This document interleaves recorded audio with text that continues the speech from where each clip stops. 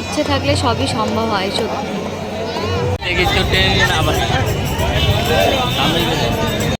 আমরা চলে এসেছি প্রেম মন্দিরে। আর দেখো সেদিন এত ভিড় ছিল, এত ভিড় ছিল, মানে যেই টাইমটাই ঢুকেছিলাম সেই সময়টাই শুধু ভিড় ছিল, এবং যখন বেরোই তখন কিন্তু অনেকটাই কমে গেছিলো।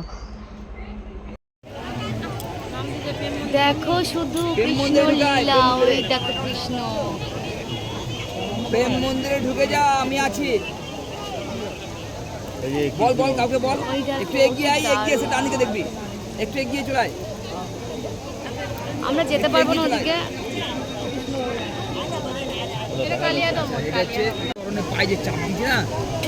কেউ মারবে না, কেউ মারবে না। রাত্রেবেলায় এই মন্দিরটি দেখতে কিন্তু বিভৎস সুন্দর লাগে। এই জন্যই যে দেখতেই পাচ্ছ এখানের যে লাইটিংটা রয়েছে, এটা কিন্তু প্রতিনিয়তই কালারটা চেঞ্জ হয়। কি সুন্দর কালার চেঞ্জ হচ্ছে দেখো।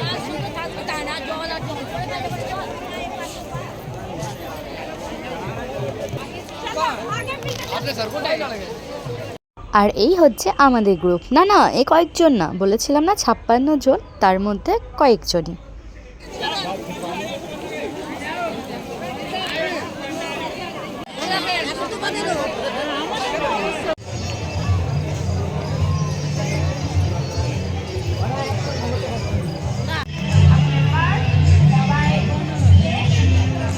দেখো এটা হচ্ছে গোশালা, মন্দিরের পেছনটা আর কি। ও ওদিকটাই যাবো না আমরা।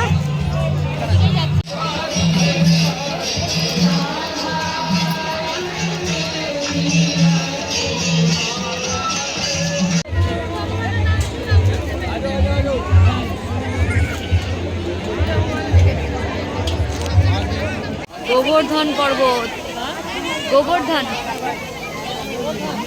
কৃষ্ণ আঙ্গুল দিয়ে তুলেছিল না।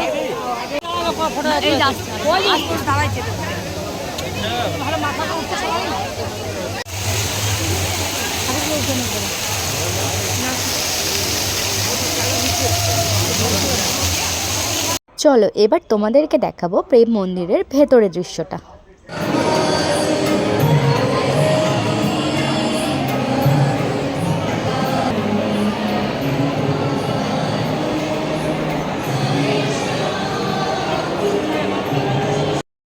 আর এখানকার প্রত্যেকটি কারুকার্য দেখে সত্যিই আমরা মুগ্ধ।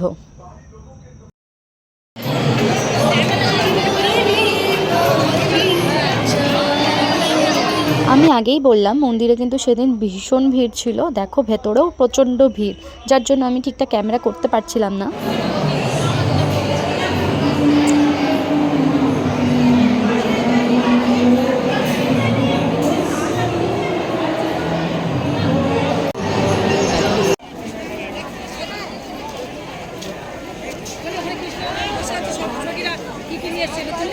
হ্যাঁ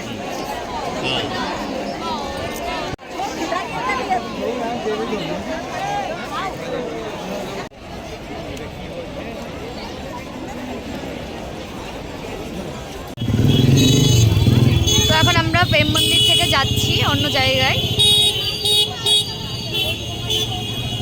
আমরা চলে এসেছি গৌরী গোপাল আশ্রমে। এখানে আমরা হচ্ছে একটু সেবা নিব, এখানে প্রসাদ দেওয়া হয়।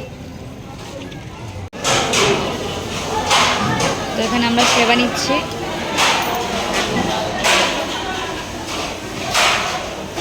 আমরা চলে এসেছি অনিরুদ্ধ প্রভুর আশ্রমে।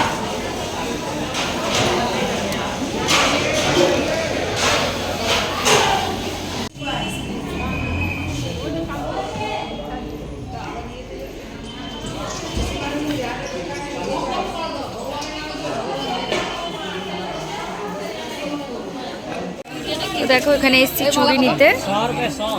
এখানে বিভিন্ন ধরনের চুড়ি আছে।